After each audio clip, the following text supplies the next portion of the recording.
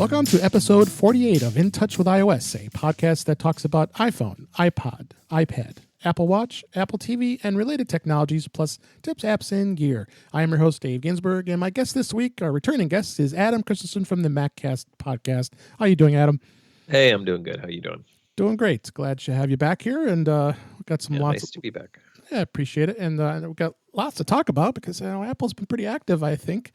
I know on your podcast you've had a lot to talk about as of late, Yep. and I haven't talked since a couple weeks ago here, so I'm glad to be back here. So we're going to hit the news, lot discussion about Apple and their services and iPhone not making any money, and I think it's making a little bit of money they're still. making a little money still, but I think people are all panicking. I mean, I talk to friends, they're like, well, yeah, Apple's doomed. I'm like, what are you talking about? Give me a break.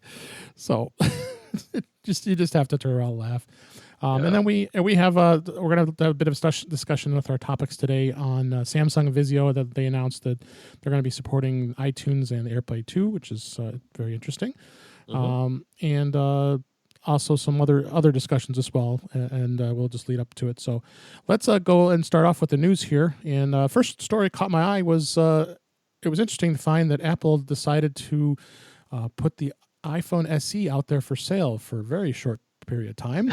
Yeah, for all of about, I don't know how long. All of about a day, because I clicked the link and it said, hey, look at that. iPhone SE was on sale for $249 for 32 gig, which is... Did you actually see it? Yeah, I did. Yeah. Oh, okay. Yeah, I was going to say by the time I saw the story, probably less than 12 hours later, it was gone. It was long gone. And I linked to an article actually in Apple World today. They of course was like, we might see the iPhone SE2 after all, because the original is back. Well, sorta. And a lot of people have been, I know Renee Ritchie on iMore has been really speculating about the SE2, and but yeah, I guess Apple must have found some in a warehouse somewhere. I'm having this feeling, but which, to me, it's kind of surprising that Apple would even do that, because normally they would just let it sell on the third party market. Don't you think? They showed up in the clearance store, so I don't know if that's refurbs or who knows where the stock came from. Maybe they had it is quite possible they had a big return or a buyback, I guess, where some retailer had a bunch and then couldn't clear them out and just dumped them back on Apple. They don't allow that too much from what normally. I understand about their retail, but maybe it was a special circumstance. I don't know that. I mean, they do still sell and manufacture the SE for India. Right, right. For the Indian market. But if anything, I think what's interesting about it and how quickly it sold out, I don't know. Maybe they just didn't have a lot of stock. But yeah, it had to have not. Yeah. I think what Renee is probably responding to, and what Macworld today is alluding to. Yeah. Is that there's obviously demand, right? There is a certain segment of the market that is sort of desires that 4-inch form factor and that lower price point. So that's where an iPhone SE becomes a potential reality, right? Is if Apple sees that much pent up demand for that kind of product, it makes more sense for them to potentially make it.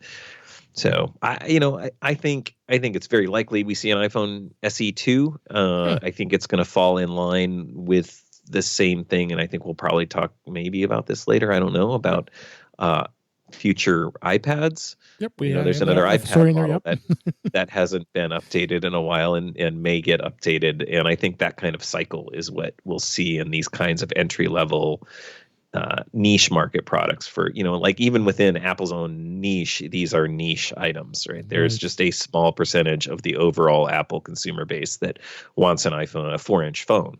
Yeah. So I think they put one out every 3-4 years, and that's sort of the cycle we see. And it ends up not being a very, for technophiles like you and I, a not very exciting product, right? Yeah, it's just exactly. like it's a staple product, and it's important for Apple to have those bases. So I can have a firsthand experience having a good friend that I actually do a podcast with as well.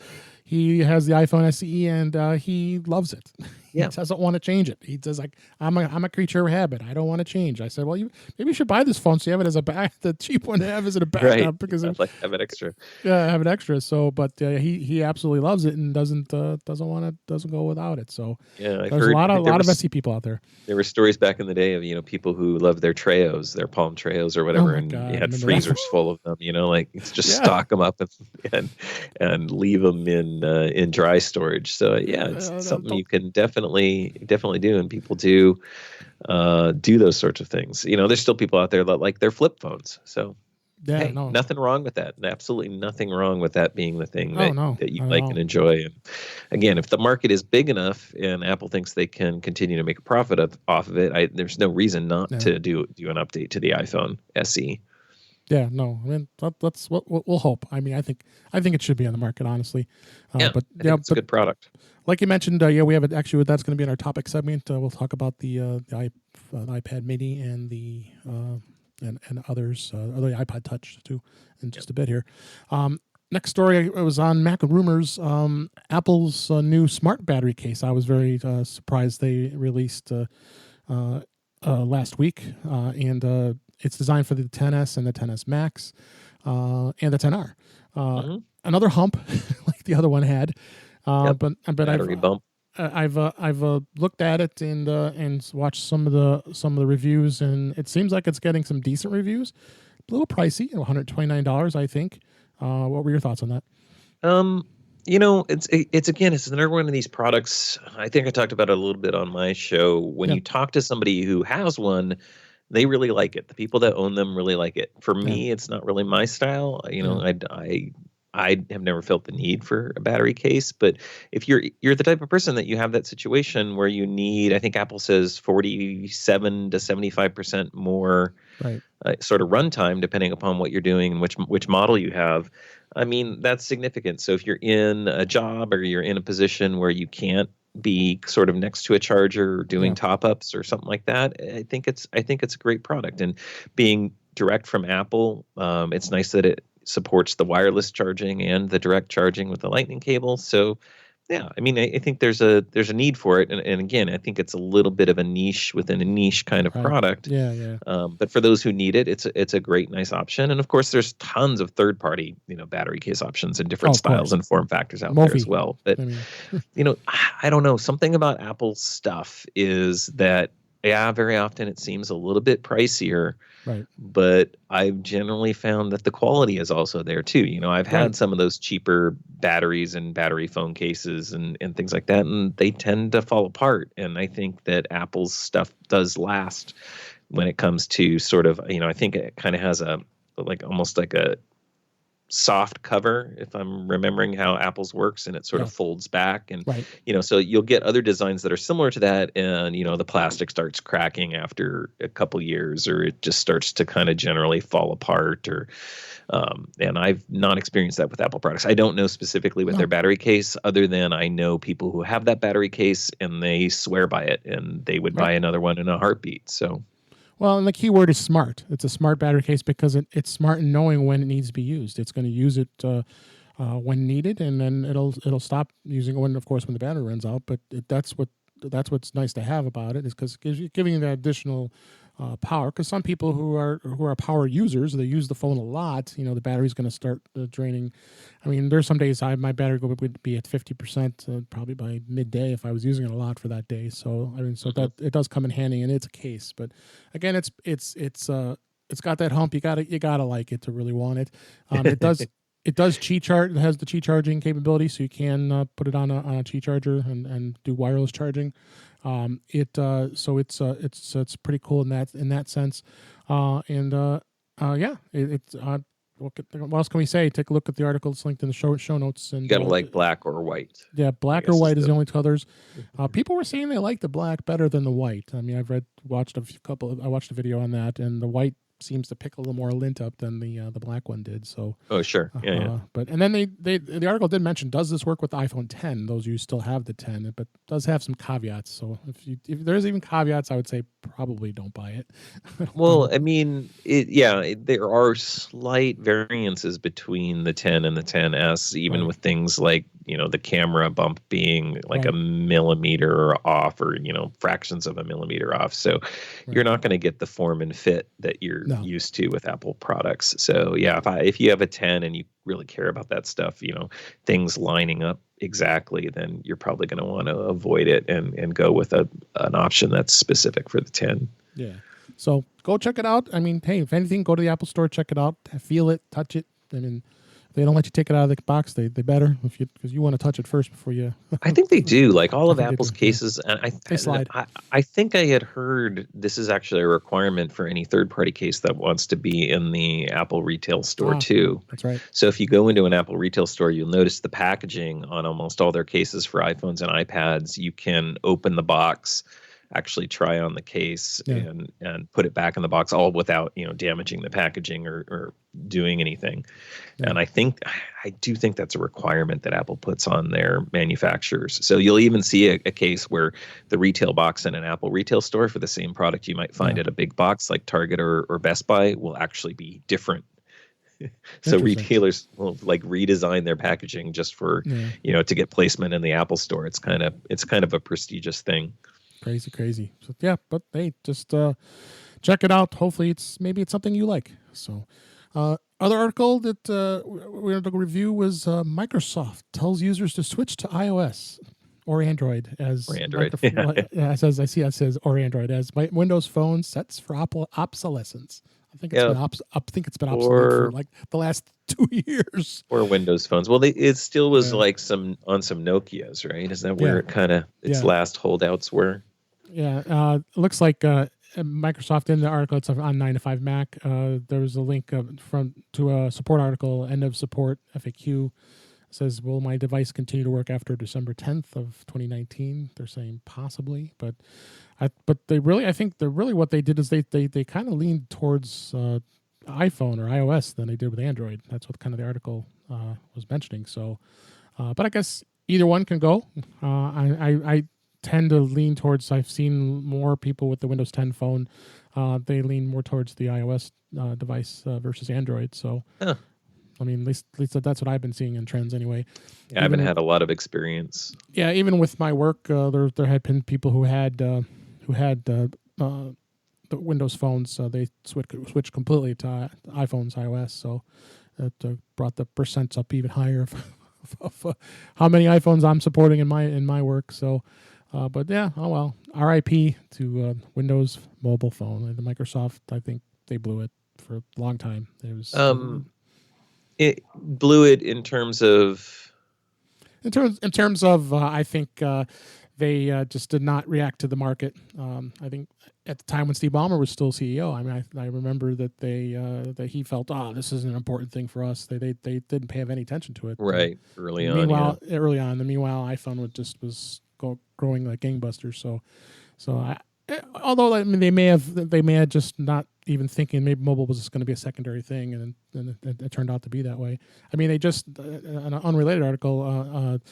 They just separated Cortana and Search in Windows 10, so they're switching their gears on that as well with product differences. So it's interesting to see how they react and what they do. Overall, I think Windows 10 and Windows mobile or Windows Phone operating system generally, in tech circles was pretty well respected, at least from people that I know. Like there were some good concepts in there. They had some good ideas and some good thoughts behind it in general. But I think you're right. I think they underestimated the game pretty early on, and maybe were a little bit too late to the party. It almost felt to me more like a marketing sort of failure than a technological failure. Yeah, maybe that's the case. So, but no, I had a Windows 10 phone for a short period of time, and I just wanted one. I bought one of the throwaway ones and played with it for a while. And it had its benefits, but it also, like you said, app developers were far and few between. I think that was a huge problem for them. And again, I think that was the late to the market side of things. I remember representatives from Microsoft coming. We had an iOS developer group here in San Diego, right, and they were basically begging people to develop their apps for Windows Phone to the point where they were offering, development help services from inside, basically almost like they would write it didn't go this far. They didn't promise this much, but it felt almost like it that, hey, we'll basically write the app, rewrite the app for you to get it on Windows Mobile if you'll just, give us the opportunity, and we'll give you a phone and we'll give you development kits and all kinds of support. Like they did push pretty hard to do that. So, yeah. So that's enough from Microsoft. We like talking about Apple stuff here. So, sure. Next article was in MacRumors. I linked to Vizio saying that their 2016 4K SmartCast TVs will support AirPlay 2 and HomeKit, as well as all their other newer TVs will also support iTunes in their smart menu. Samsung is as well, and we're going to talk about that in a little bit. But I was surprised here that Vizio decided to go all the way back to 2016 on some of their TVs. Now this is for AirPlay 2 support. AirPlay 2 support and HomeKit too. So you can actually access your HomeKit controls from your TV, which I thought was rather interesting. So, and Samsung also announced this as well. And we're going to debate this here in just a bit here in our topics. But it was an interesting article on that too. So, this is an interesting market. I think that's what we'll talk about with a little bit here with the services. I probably zigged and zanged here with the article. So, last article I had a link of, and I talked about this on previous shows. Google Fi for the iPhone. We talked about that before, how you can now get a Google Fi chip and you can use it with your iPhone, because Google Fi, which used to be called Project Fi before Google finally took it out of beta, and of course they're a MVNO carrier, which they piggyback onto other carriers. In the cases of Android, it's Sprint and T-Mobile, but in the case of iPhone, it's just T-Mobile. And the article talks about the fact that it's really a good choice potentially for if you're an international traveler. You get a lot of good deals with that, but there are some caveats. The big one for me is the iMessaging isn't working with it. So I don't know if you've had any experience or reviewed any of this information about Google Fi. Nope. Yeah, I haven't had a chance to follow that too closely. Okay. So, I mean, the idea is it's a pay-as-you-go NVMO. Is that sort of... Well, it's actually you sign up for service, and on the Android side of things, it actually uses the eSIM. So it's but they have not done that as of yet on the iPhone, which I'm kind of surprised, because the eSIM now is built into the iPhone. But right. No one's utilized that as of yet. So you have to. In fact, I ordered the Google Fi. You just request it. It's free. It's a kit that comes with a card, and they give you the SIM tool and the SIM card. It's in there, and of course, the first thing it says, using an iPhone, you pull it out and it says, here's all the things you have to do to make sure your texts are working. I was like, okay, that's the last thing I'm going to do. So, but take a look at that article. There's some more updated information about that. So, but I think that's all we really need to talk about on that. So, yeah, I mean, go ahead. No, go ahead. Sorry, I'll have to look into it a little bit more, because this came up late in our list of stories. But yeah, I'm already on T-Mobile, so I'm curious. So it's all about maybe pricing and data caps and the good thing about things. And the good thing about the Google Fi is they cap it at $60 an extra, so it's like $10 a gig after I think the first 2 gigs, and then if you go over 6, anything over that, they don't charge you anything. So it's like another $60. So they have some good plans available for it. So, but yeah, no, like I said, we talked about it in previous episodes, so I just wanted that was a new article. It just came out. Little update, cool. Little update. So. Anyway, yeah, let's bring on to the topics here. So as I mentioned, Samsung and Vizio did announce that they are adding support of the iTunes and AirPlay 2, and then of course we just talked about Vizio having a HomeKit. And is Apple really ramping up services? I think a lot of discussion has been in that realm is the fact that allowing Samsung and Vizio to be able to have their content on their smart TVs, that it's cutting into the Apple TV market. Okay. Maybe the Apple TV isn't as important as it used to be with Apple, don't you think? Yeah, I mean, I guess it's really going to depend on how the implementation goes. I mean, just having AirPlay 2 support, which is enabling the HomeKit support, that's not really an Apple TV experience. That means that I can, True. say, hey, take this video content from my iOS device or from, another device on my network and play it onto the TV. I guess Samsung is going to get iTunes, Right. right? Which means that's purchasing videos, but they don't mention specifically like a TV application. So actually browsing and accessing my TV content. For me right now, the killer app on the Apple TV is really the TV app. I don't know how much experience you have with it, Oh, yeah. but it's sort of aggregating those services. Correct. So, this is cool that, AirPlay 2 is coming to speakers, and we're going to see AirPlay support and HomeKit support in terms of Siri being able to send audio, to different speakers within your house, to different devices, different televisions, audio and video. That's something I think everybody has wanted for a really long time. And I see it kind of as an interesting almost coup for Apple, because it's adding support. It's delivering a part of an Apple experience for owners of Apple devices, but it's not, I don't think it's going to be a complete seamless experience like you would get with the Apple TV. So I almost see it as like a potential driver of more Apple TV sales, unless True. they're going to get in there and actually write. I mean, these TV platforms are open, so there's nothing to potentially stop Apple from partnering with them and doing like a version of their television app at some point that would run on the smart TVs, right alongside the Netflix app or the Hulu app or whatever it might be. Yeah. But I mean, I think at least initially what you're looking at is you still have to have the content on a Mac on your network, or on an iPhone or an iPad, you'll be able to maybe buy some of it through Samsung televisions. And Vizio is also getting the iTunes. Is that correct? Yeah. That's okay. So what they're Vizio saying, and Samsung. So you could purchase the content and then I guess stream it directly. Right. I mean, yeah, your music, or if you buy movies through the iTunes store, you'll be able to stream them right from the smart TV's interface. I have an older Samsung TV. I think it's 2017, and I don't think they're going to include it in the software update, as far as I understand. So it's they're not going back as far as Vizio says in the article back to 2016. Which 3 years. That's going back pretty far. So with a firmware upgrade.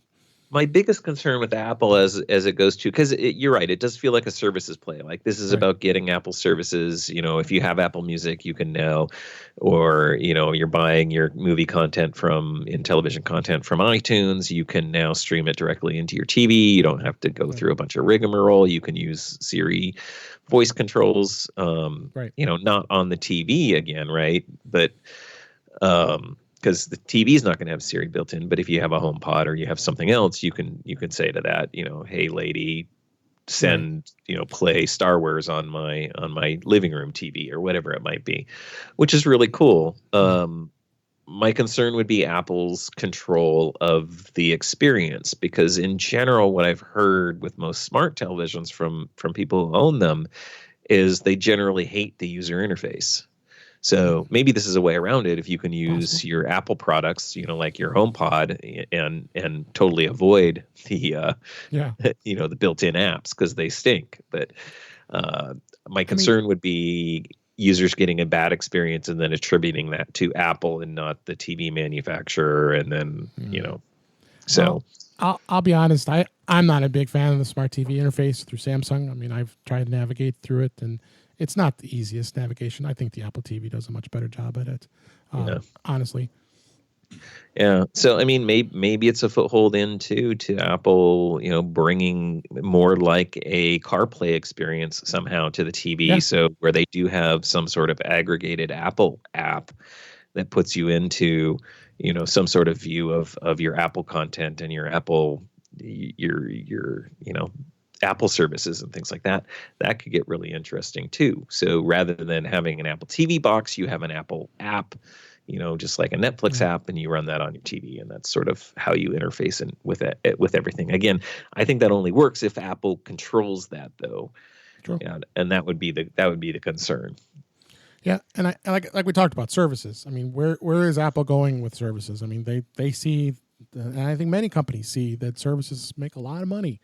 And the iPhone, as we talked about at the beginning of the show, yeah, it's still making money, but it dropped. Okay, so but they're still making money on the device. But again, they haven't innovated the iPhone in a long time. There hasn't been a lot of innovations. So where else do they go? So now I think they're looking at services. I mean, they were talking about a TV service that might be on the horizon. They're already doing TV shows that they're producing. So, so I think really where Apple is going is services. I mean, I think that's where their next steps are. Sure, that's where the largest percentage of their growth in their company is right now. Like 30% growth year over year, 30% year growth. Where you have iPhone sales basically stagnant and declining. You have Mac sales stagnant and declining. Right. iPad sales, same sort of thing. iPod sales, like all of their hardware divisions, they're not tanking. Where this is not doomsday scenarios, but they're not growth parts of their business. So you start to look at what are the growth parts of their business. Right. Software, App Store services, Apple Music, iCloud services. And they have a huge, healthy ecosystem. This is where the advantage of iPhone is because Apple has such a large portion of the market, and there are so many existing devices out there. Those are all customers that you sell these services into. So there's a lot of people that haven't upgraded their iCloud storage and aren't paying for more. There's a lot of people that maybe haven't jumped on Apple Music yet. And now we've got this video service, streaming video service. What I find interesting about that one is the biggest rumor surrounding it is that it's going to be sort of an upsell play, more like Amazon Prime Video is, where hey, you own an Apple device. The strong rumors are if you own an Apple device, you are going to get access to Apple's original video content for free. Right. And then what Apple will try to do is sell you the add-on premium channels like HBO and Showtime and Stars. And then presumably I would assume they're getting a cut of that revenue, although they've been struggling with that too. With we had a news story a couple weeks ago of Netflix pulling their in-app subscription piece out of their app on iOS and Apple TV, which means Apple doesn't get that cut. So they're going to have to work some deals if that's the revenue model for that service. Yeah, they're going to have to look at other avenues. Yeah, Netflix wants their 30% back. So yeah, I mean, unless they're going to try to make it up in sort of cross-selling other services like iCloud storage and other sorts of things. So I found that interesting because the caliber and quality of content that we've been hearing Apple sort of signing up in terms of some of the shows they're producing, some of the directors and professionals in Hollywood that they're working with, they are working with A-class, talent. These are, people who have won Oscar awards and Emmy awards, and they're definitely not messing around. So we expect the quality of that content to be very high and to not charge for that, where I think they could. I don't think it would be too hard of a sell. They could easily sell me another $5-10 a month subscription just on that. On the quality of that content. I hope they don't. I'd love it if it was rolled in. I originally thought they might just roll it into sort of a bundled service with Apple Music. So where I'm paying, $15 for my family plan now, jump it up to 20 and say, hey, now you get video for your 20 or your 25. And I probably would have jumped on that. But if I don't have to do that, I'm going to be an even happier customer. These subscription services they're just growing like crazy here. It's I got sucked into CBS All Access because I just thought that Star Trek Discovery was important. So that's great. So I subscribed this time. I got the 7-day free trial. Got to watch the first episode, and I mean, I caught up with the first season earlier. So, but are you gonna binge and cancel though? I mean, that's another thing that we're seeing happen, especially when you have a service that's just one show. I mean, we got Disney coming on board. I know that would be huge in my family. It's going to be a tough call for me. It is. And I will likely have to cut a service. So I'll be looking really hard at what I think the value I'm getting out of, say, like HBO, especially with Game of Thrones sort of winding down. April will be binge watching time for when Game of Thrones comes out, because I know everybody's going to be crazy, and HBO's subscriptions are going to increase big time. So I mean, I know people cut it out for a while.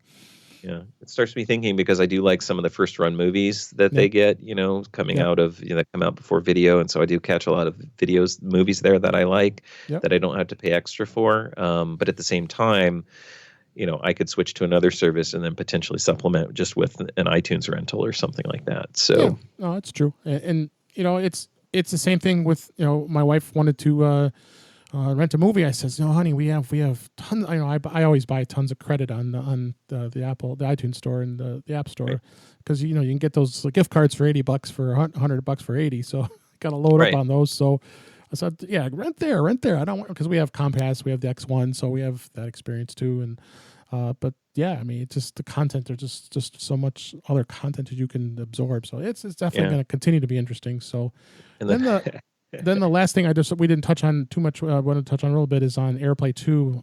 I think that's pretty awesome. You'll be able to mirror your iPad or your iPhone to your TV directly without the need of an Apple TV, because that was unique, because you always had to have Apple TV to do it. I mean, don't get me wrong. I love my Apple TVs. I have 3 of them, so I must love them. So but I mean, I think that's interesting to see, because people who don't have an Apple TV, it's something that is helpful to be able to show your screen on your TV. Yeah. I mean, it's nice to have those built-in integrations, and I think it's a good stair step. Like I said, I think that's the kind of thing where it's another way to introduce folks to Apple technologies that integrate with the devices that they already own, and then potentially upsell them on other products and services. Specifically in Apple TV, I could really see someone liking it, saying, hey, this AirPlay 2 thing is pretty cool, or I like the Siri integration, but man, I really hate the TV interface. And then it becomes easier for Apple to say, well, we do have this thing, and we have this TV app, and it can aggregate all your services, and you can have this great, experience. And so. And then the last thing was we talked. Only mentioned Vizio that has this. I'm not sure about Samsung. I'm gonna have to go back and check that. But HomeKit, I think that's pretty cool. You don't have to pull out your phone, and you can get on your TV and control your lights and your theme, your scenes, and such with HomeKit from your TV. Yeah, I'm really curious about how that integration works. I don't think it's the kind of thing where you get a HomeKit app on your TV, and because a lot of the TVs do have voice interfaces. I believe what they mean by HomeKit integration, and I'll have to fully double check on this. No, but I think what they mean by the HomeKit integration is that you can basically target your TV for audio and video content through your other HomeKit devices, i.e. it shows up in HomeKit on your phone, and you can control it from your phone controller. You can control it from your HomePod with Siri voice commands and stuff like that. I don't think it didn't sound like it, and I'm happy to be wrong. I'd love to be wrong on this, but I don't think you can say, hey TV, control my HomeKit, lights turn sort on of my thing. lights. Now you probably can already do that, because chances are your lights also do Alexa or Google, and that usually does work. HomeKit seems to be left out in the cold with a lot of the kind of third-party integrations. Yeah. So topic 2, with an article at Macworld. Dan Moran was the author, talking about the iPad Mini and the iPod Touch, that they're talking about potential return. Well, the iPad Mini hasn't been updated since 2015 , so it's never went away. These products never went away. They're here. They're both being sold, and you have the I think it's the 6th gen in the iPod Touch. Yep. But I can see this happening, because I think people still like the Mini. I had a Mini at one point. When I was using it for work, and I actually didn't mind it. I liked the size of it. It was kind of cool. You're getting the full experience of an iPad, but not having the giant size to it. There are not only people that like the Mini, there are people that love the Mini, love the Mini, and will not accept any other form factor. And same thing with the iPod Touch. A lot of people think, oh, well, we all have smartphones now, and they do all these things. There's definitely, again, niches for these products where they fit a certain user, they fit a certain use case, and those people are diehards. They absolutely love their devices. I know people who love the iPod Touch because it doesn't have all the phone bits and the complexity, and they like something that they can just take to the gym, and it has amazing battery life because it doesn't have, the cellular modem and all this other stuff. So Yeah.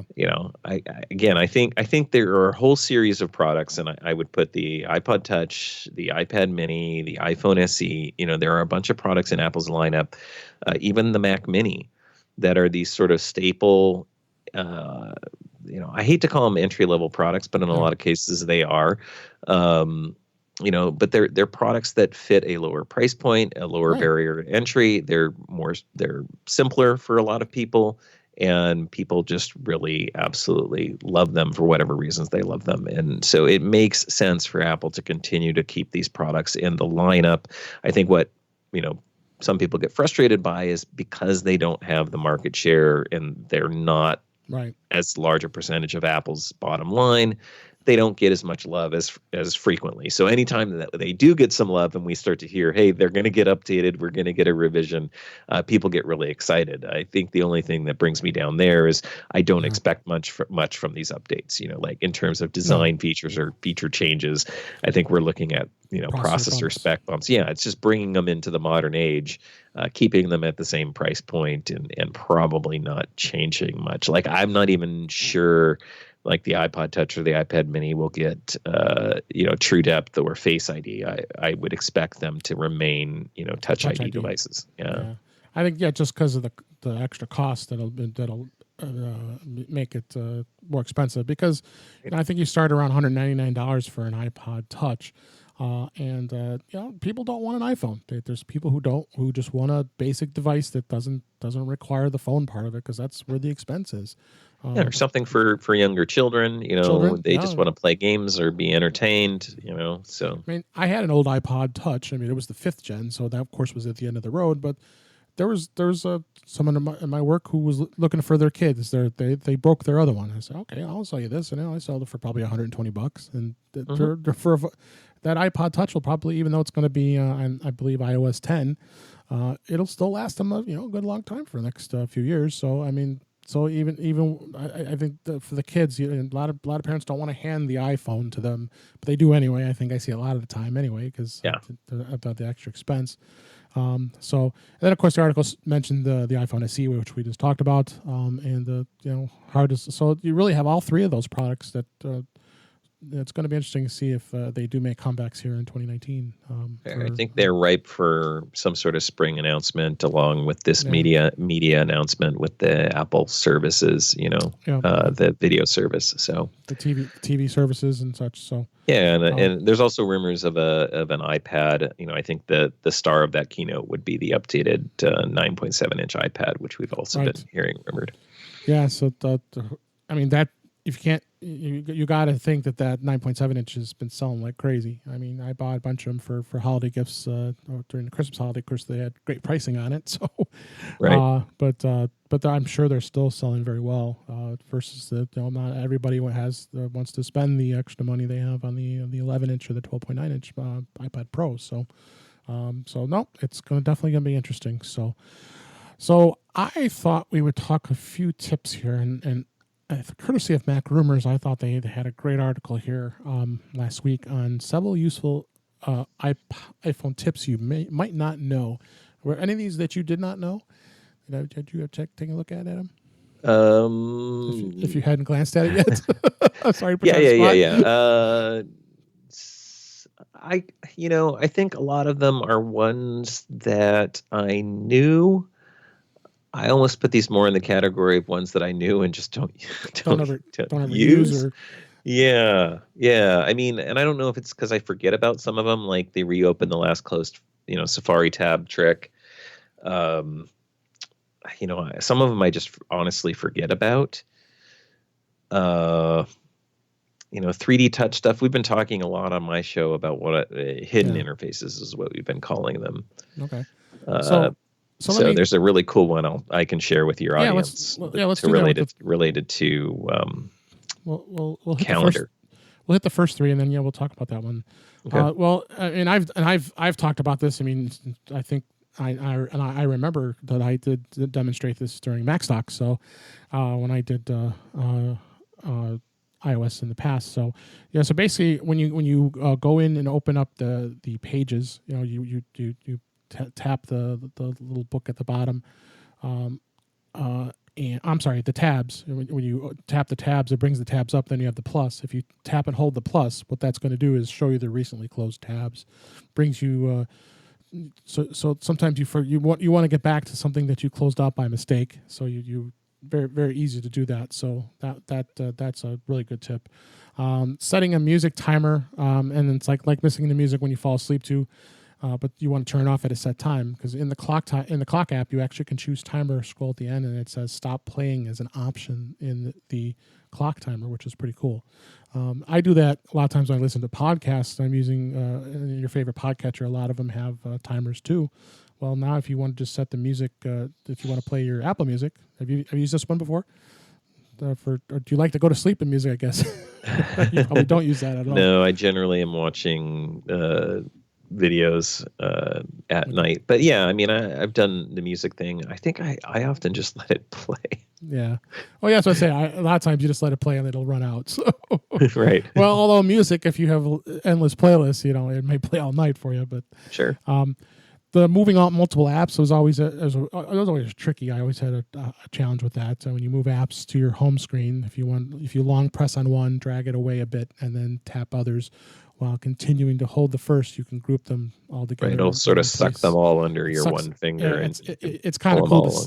Kind of cool to see it. It just like sucks them up, puts them in one place. So, and then the 3D touch for folder notifications. If you have a bunch of apps in folders, if one of your folders has a little red badge, that you can 3D press on that folder to see which app has a pending notification. And you said you had something that you talked about during your show on 3D touch with calendar. Or was it a different thing? I don't remember this. No, we were just talking about sort of hidden user interfaces. This one isn't specifically a 3D touch sort of thing. A lot of hidden UI is 3D touch, because you don't know, can I 3D touch on this? And if I do, what's going to happen? But someone brought this one up to me, and it only seems to work in calendar apps. It does work in third-party apps, as near as I can tell, or most of them, and Apple's built-in calendar app. But if you've ever gone in where you're setting up an appointment, and you're in on the little timer, or that you're setting the start and end time, so you get the little tumblers is kind of what I call them, like the time tumblers. So normally on the second or on the minute tumbler, it goes from 00 to 59. If you double tap on that tumbler, it will actually toggle it to go in 5-minute increments. So it goes 5, 10, 15, 20. And if you double tap it again, it'll switch back to 1-minute increments. Oh, wow. Yeah. I didn't know that. I never knew that either. There's a bonus of the 7 tips we're giving you here today. That's great. So let me get through those last 3 here. The simple settings access. If you're in an app like Messages and Photos, you want to get to the settings quick. All you have to say is settings to our friend Siri, and it will open right up. That's always very convenient. Siri's song history in the iTunes app store. You can find a list of all the songs you ever asked Siri to identify. I didn't know this one. Just tap on the 3-line icon at the top of the display and then choose Siri. And then the last one they had in here is on passcode lock apps. Apple doesn't let you passcode individual apps, but there is a screen time workaround. In the screen time section of the settings app, you can choose app limits and set a 1-minute timer on all apps and categories. Go to always allowed and add apps you don't want to lock, and the rest will require screen time passcode to access. So, that's when you use screen time. Do you use screen time on your device? I have it on. I haven't done much with it. My daughter particularly likes it to kind of keep track of her own screen time. So, yeah. I mean, I use it for some of the parental controls on my kids' devices as well now. So it's nice to be able to remotely control those things. Okay. So, yeah, those are some great tips I wanted to throw out there for iOS, because we always like tips here on our show. Another thing I wanted to bring up, and I guess I don't know if we'll consider this an app or an actual service. I found this service. Shout out to Warren Sklar in Mac to the Future. He's the one that brought this to my attention last week, and I didn't even know about it. It's called Locast. It's a nonprofit website that rebroadcasts local TV.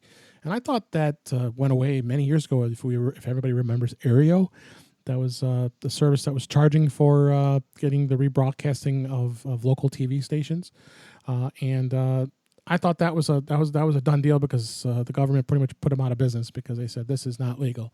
Well, apparently this is a nonprofit service, and it allows you to be able to watch local channels depending on the city you're in. Right now, unfortunately, not in your city in San Diego, but in Chicago they have it, and they have it in Denver, in Dallas, Houston. Baltimore's coming, and then they have Philly, New York, and I guess they have it in Boston now too. I didn't realize they just had it in Boston. So here in Chicago, where I'm from, 14 local channels in my area I can watch, and the quality is incredibly great. I was very impressed with this. What did you think of these services? Did you remember Aereo, I assume, right? Mm-hmm. Yeah, there is actually one for that I'm aware of too for active service military. And they do a similar sort of thing, and the idea is that if you're a serviceman and you're stationed overseas or someplace where you can't get your local television, you can get it. I want to say it's called US TV Now or something like that. I'd have to look it up. I can't remember. Yeah, I've known some of these sorts of services. I don't know how they work with the sort of legal stuff.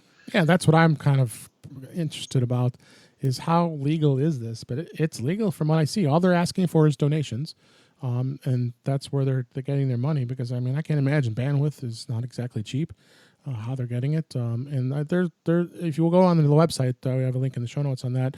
They do have an iOS app. It's iPhone only, unfortunately, but it does work on the iPad. It'll make it bigger, but you get full screen access to the local channels, which I find cool because, a lot of times there might be something I want to watch.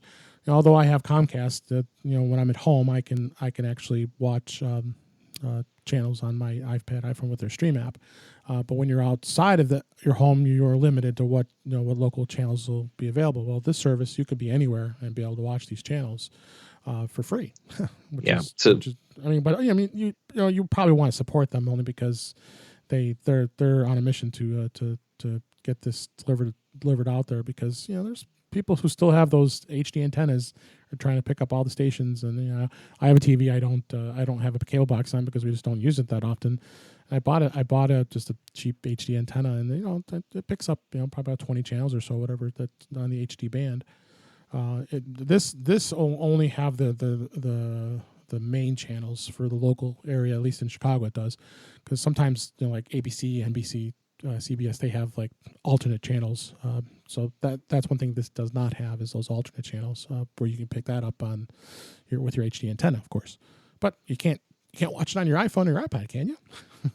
Right. So I don't know if you didn't have much experience with this. So, but it was definitely an interesting. It was definitely an interesting a product that's out there. I want to bring everybody attention to it. So, with that, we get close to the end here. Did you have any other things you can think about iOS? Maybe an app or something that you've worked with recently in our iOS world?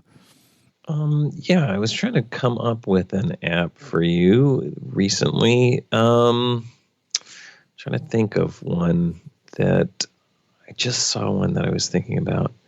That was kind of an interesting little app. Didn't mean to put you on the spot here. No. I just lost it. I threw it in my reference folder, and it's this little app called. And this is such a weird thing, and hopefully I didn't pick this last time. Did I mention Plant Snap? I don't think you did. It's okay. Okay. It's called Plant Snap. So this is a little app. I want to say it was free. I don't remember paying for it. There might have been a price for it, but it was a couple bucks if it was. But we had my daughter has a little garden in the backyard, and these little plants started popping up, and we kind of thought we might know what they were, but we weren't really sure. And what Plant Snap does is it allows you to download the app, take a picture, and I think it even has an AR component that you play around with. I went to their website here,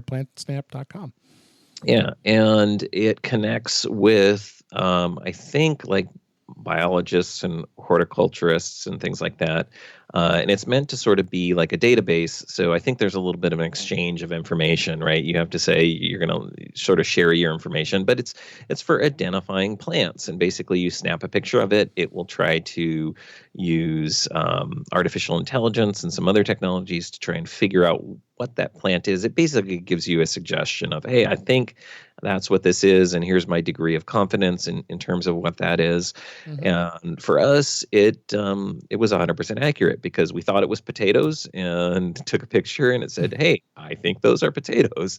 And that makes sense because we had thrown some potatoes in there at some point and they were popping up.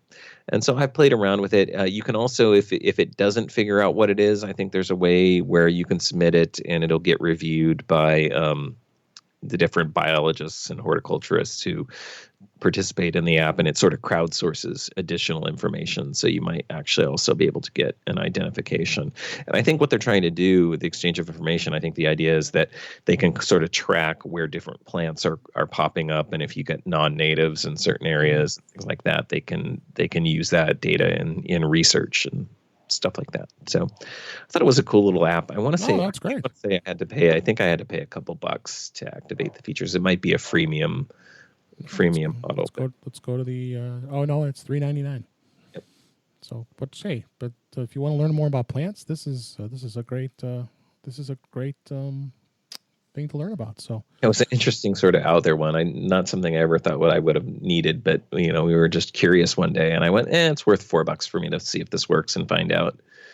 And so I haven't used it a ton, but I know there's people out there who really are into culture or in plants and gardening and stuff like that. And so it's kind of a fun one. You can walk around and identify plants in your area. Yeah. Speaking of that, I'll put you on the spot here, but I actually been looking for a VPN for a while, and I know you have an advertiser, ExpressVPN. I'm not trying to get them to be plugged because I'm not getting compensated for it, but I think people might be interested to know what a good VPN is. Real quick, and I think ExpressVPN, I've been kind of interested to see that I would try their service to see how it is, because I had a lifetime service. I think it was Pro XPN, and it stopped working. It stopped working. So, at least I couldn't get connected anymore on my Mac. Well, I think that's a that's something to consider about. A VPN is the sort of thing where, I like to use it especially if I'm using like a public Wi-Fi hotspot or something like that. And especially if I'm going to be doing, connecting to my email or doing things that, normally it would even be over SSL anyway, but hey, I don't know what's running on this network. I don't know about that guy with the strange laptop in the corner, with all the stickers, the hacker stickers on it, like what's he doing? Is he there sniffing traffic and looking for sessions and stuff like that? So it's a good way to give yourself a safe, secure sort of connection to the internet, but the thing is you also have to sort of trust your VPN provider, because what you're doing is you're securing your network, say through your traffic through Starbucks Wi-Fi network, but you are connecting to your VPN provider, and then your VPN provider, it's going out from there. So what's important to me is looking at VPN providers that are known to be reputable. ExpressVPN has a really great reputation. And then also to look over the VPN provider's sort of privacy policies and what they, how they protect your data and stuff like that. And so, when that's written in a, clear way and makes sense, I think that's another thing I like. And like you discovered, also just knowing, is this a company that is making money? Are they going to be around? If I buy a lifetime subscription, are they going to stick around? So ExpressVPN's been around for a while. They have a pretty good reputation. The app, and then just how usable is the app? So their app is super easy to use. You download it, you install it. It's basically one click. You can select. A lot of people also like to run their traffic through different countries for various reasons. I know one of the more popular ones is to try to access content that's maybe geo-restricted. BBC. I think that gets into maybe a gray area sometimes. So I don't do a lot of that. That's not what I'm in it more to protect just the security and privacy of my data traveling through the internet. I've also used TunnelBear. And they have been a sponsor of my show in the past as well. And I think they have a great service too. Their privacy policy is really straightforward and clear. And they've been around for a while and have a pretty good reputation as well. So I'll put a link to both of those for my advice to people is, if you're evaluating a service, really go in. And I do think the key place to look at is what's the reputation in the industry for that company. And then 2, do you agree, do you really agree with what's listed in their security and privacy policies? Because you are trusting them ultimately. So, with your traffic. So if you're not trusting Starbucks and you're turning on that VPN, you are trusting ExpressVPN. Right. Or TunnelBear, whoever the provider might be. And there's a ton of them out there, and there's a lot of great ones. So it can be a little bit confusing. But those are 2 that I've used personally that I do like and enjoy. All right. I'll put those both in my app choices as well. I'll even link back to your deal on Maccast. You get 3 months cool. Thanks. out of 3 months free. So, hey, I want 3 months free. So if you sign up you do have to sign up for a year plan. Sign you up for your plan, but you get 3 months. So I might even do that too. So tell us, we're going to wrap things up here. Tell our listeners where everybody can find you and how to get in contact with you. Oh, yeah, that's super easy. I do a weekly podcast called the Maccast, all about Apple and Macintosh. We also cover iOS stuff and do a little bit of news, and then also just tips and tricks and try to help people out with their technology. People can find that at maccast.com or just Maccast on your favorite podcast application. Should get you right to it. And then if you want to follow me on Twitter, you can find me at Maccast on Twitter. Maccast, yes, and thanks. I really appreciate you being here this thanks, this David. time around. We'll have you again soon, and we'll talk more about all the fun stuff we love about Apple and iOS here. So, well, that's a wrap for this week. Please send your comments, questions, and suggestions to our email address, feedback@intouchwithios.com. You can follow us on Twitter at InTouchWithIOS. You can subscribe to us in your favorite podcatcher, including Apple Podcasts, Google Podcasts, Stitcher Radio, Spotify, and TuneIn Radio. Or better yet, go to our website at InTouchWithIOS.com, where all the links to listen to us are there. I am Dave Ginsburg, and you can find me on Twitter at DaveG65. Thanks again, Adam Christianson, for being here. Hey, thanks for having me. And thanks for listening, and see you next time.